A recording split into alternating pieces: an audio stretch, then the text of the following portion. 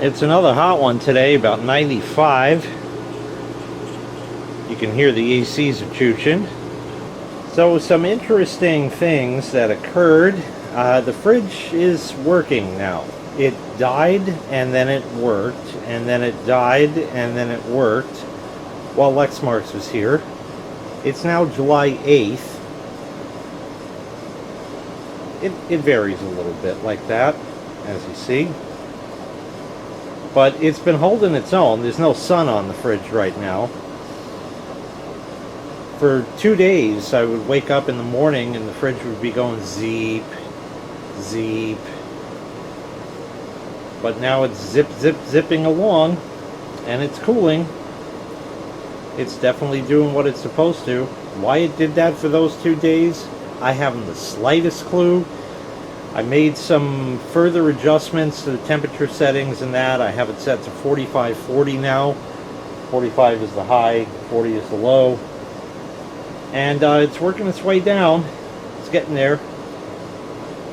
So it's kind of working again. I don't know. Very, very odd. You know, the graph that this thing produces is really quite handy because it really lets you know what's going on. We're looking at 7.3 to 7.4. That's the first time it died.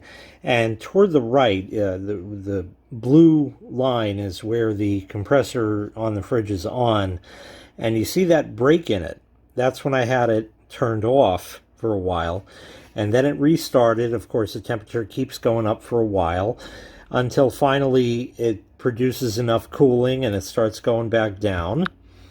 And then you can see that it went down by 8:40 that night on the 4th, and then came back up the next morning like that. And somewhere in here I had adjusted the temperatures and all that kind of stuff there. 7.5 to 7.6, you see that we have kind of a normal rhythm, and it's been normal like that and has continued on completely normal, and that was it. So that graph is incredibly helpful to let me know what's going on. Really a phenomenal piece. And you know, provided the fridge works, this thing has definitely been doing its job well. Before we get any further into this video, I did want to add some more water to the pool.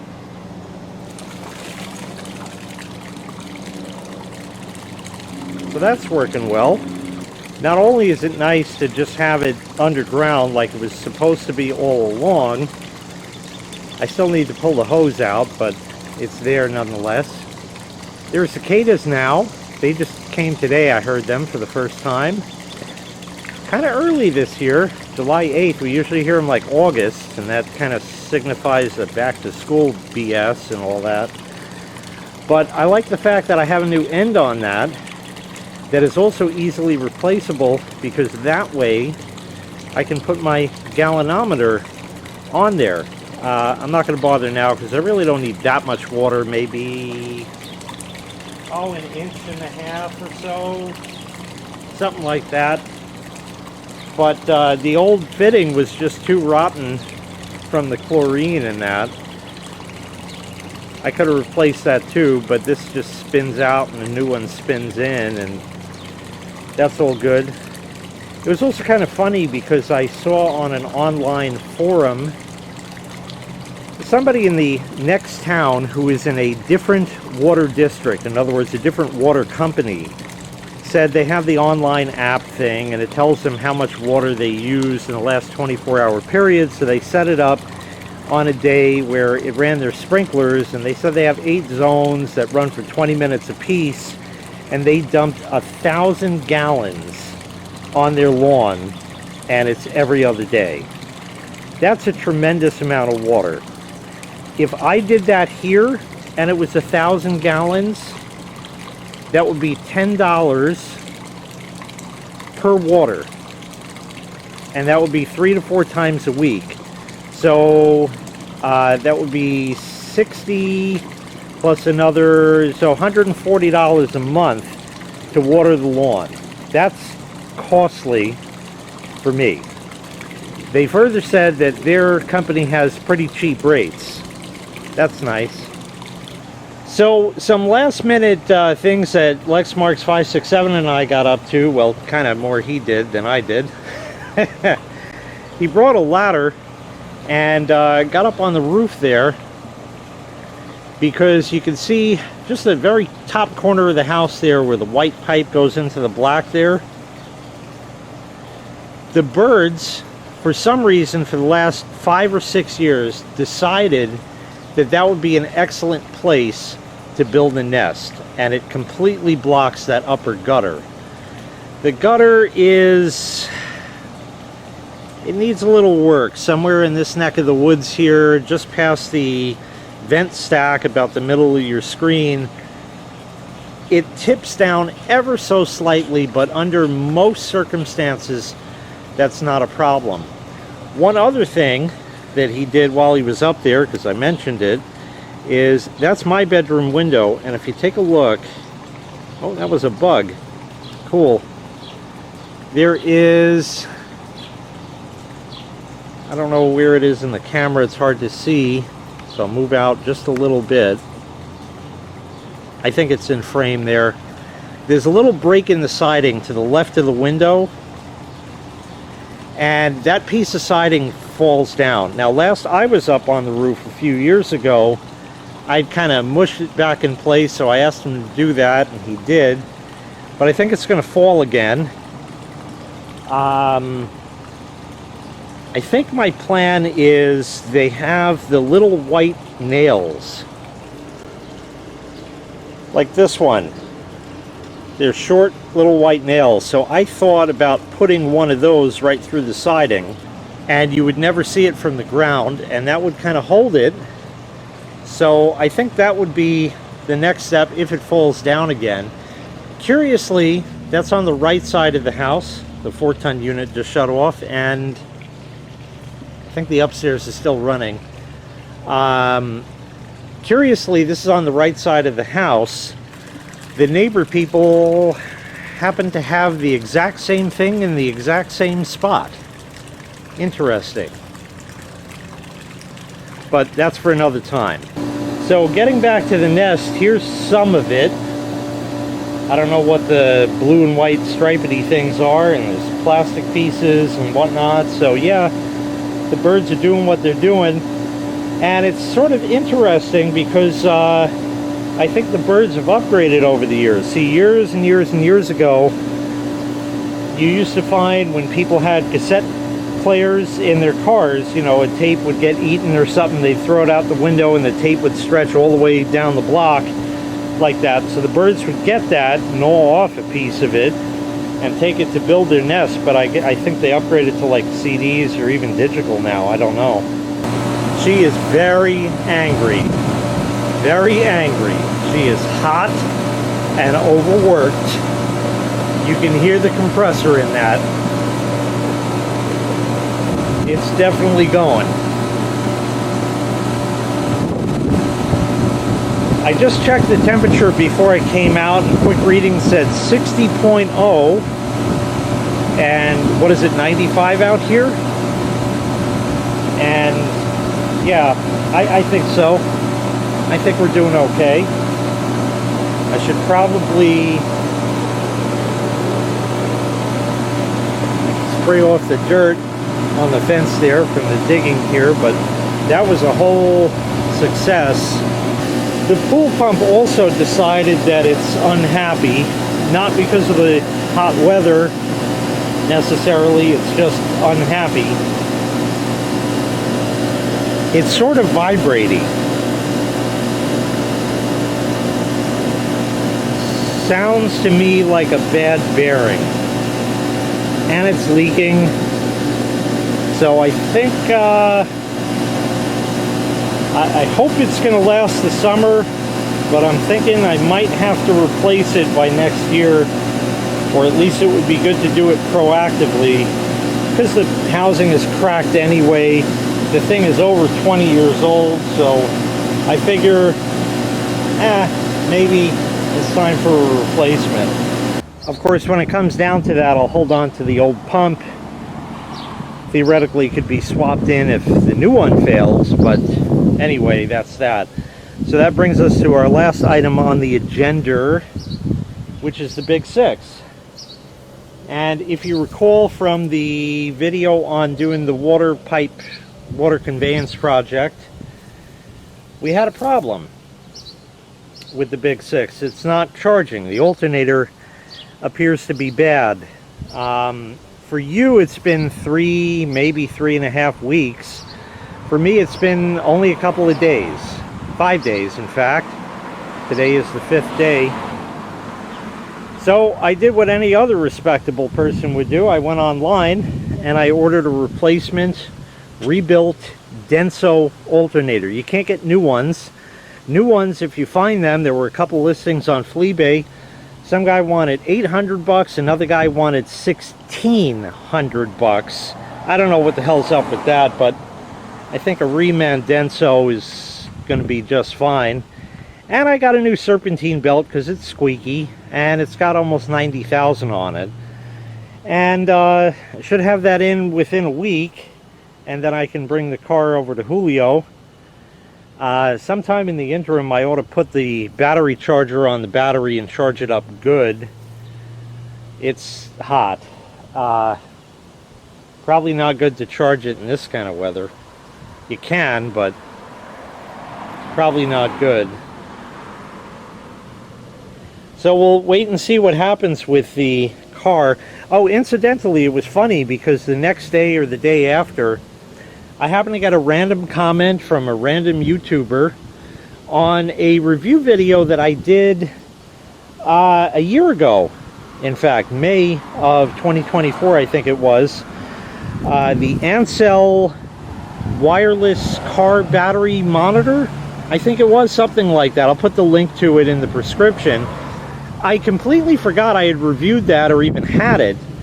And also not planning on installing it. But it is sort of an interesting item because it will give you all kinds of information about your car battery. But, you know, if you have a good battery and the alternator is good, you kind of don't really need that information. And generally, the alternator light will tell you.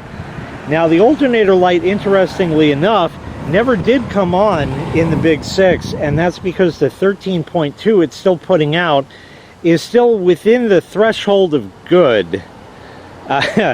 It's acceptable under certain circumstances, but not for regular usage and that. So it's not quite triggered the light just yet.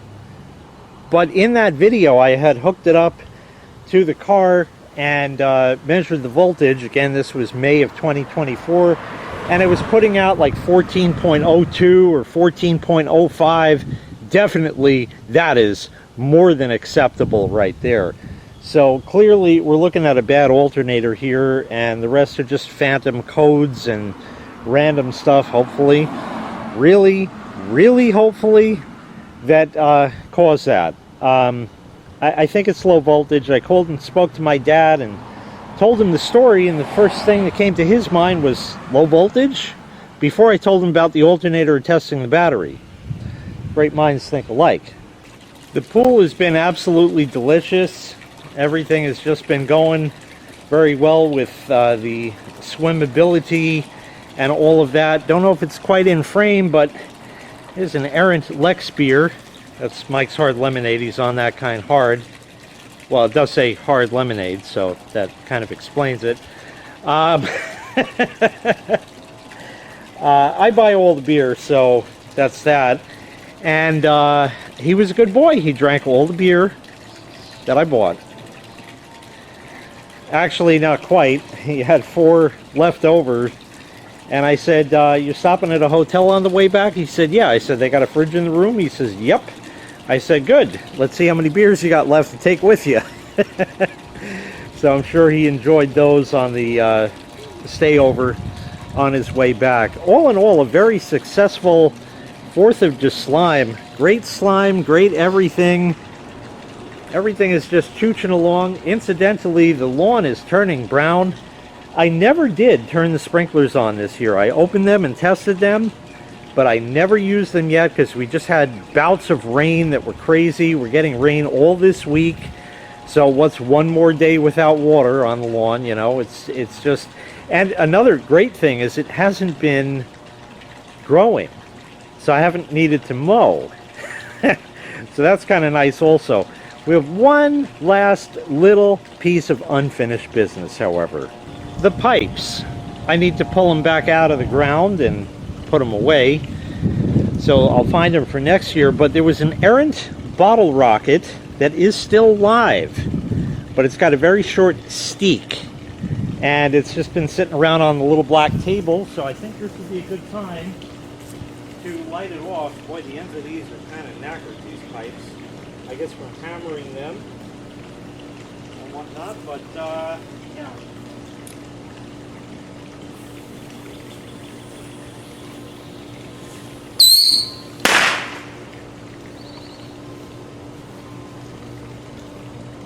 Yay, that was fun. Oopsie. Fridge is down to 40.6 now. It was 40.8 before. I have been cooped up in the house for the last several days editing all of the videos from the 4th, and just got done with that this morning. I have 3 more videos to edit. Wow. Yep, it's a lot of work. Even the wife had said to me when she got home from work early this morning, I was sitting there editing, she says, "God, you're always editing. You're always editing." I said, "Yeah, I still got all these videos from the 4th, and then I got more to go." So every time I see you, you're always sitting here editing, editing, editing. Yeah, there's a lot. There's a lot that goes into all this stuff. It doesn't just magically appear on your screen. There's quite a bit behind all of this. And like I said, it's all me. I do all the video recording, video production, all of that stuff, manage the channel, reply to your comments, all that stuff, and yet still find time for the pool. Of course, I'm retired, so this is what I do now. I don't know. It's just fun in that regard. And it keeps me busy, I guess. Yeah, I think that's going to pretty much wrap it up. Just another hot day around here. Remember, I became retarded back in, what was it, like 2016 or something, like 9 years ago. And still paid the house off because I knew that we were going to be good at that point. So this shit's all mine now. And I get to enjoy every minute of it. I remember back in the day when I was at Tiny Middle, I finally was allowed to go on my 1-week vacation a year. I had plenty more time, but I just wasn't allowed to take it because Pat, my boss, was such a fucking dick. But anyways, he said, "Oh yeah, you going away? Where are you going? Where are you going?" I said, "I'm going to my backyard." "Oh, you mean a staycation?" So I said, "Well, I pay enough in fucking taxes, I might as well enjoy it." And that I do. Anyway, that's going to wrap this up. I got to go in because it's just too damn hot out here. And edit more videos. Great. Soon enough, that'll slow back down and I can get back to doing less. Thank you very kindly for watching. I really appreciate it. Make sure you click like. Make sure you click subscribe. I'll give you an update on the Big 6 when it happens, and we'll go on from there. I don't know if anything will happen in the interim, probably some China videos. In fact, yes, I have one coming tomorrow that I have to do. So yeah, even more video editing, great. Anyway, thanks again. Make sure you click the like and subscribe buttons. Ring the bell for Artleys. They like it when you do that. It's supposed to do something on YouTube also. And thanks again. Take care. We'll see you next time. Bye-bye.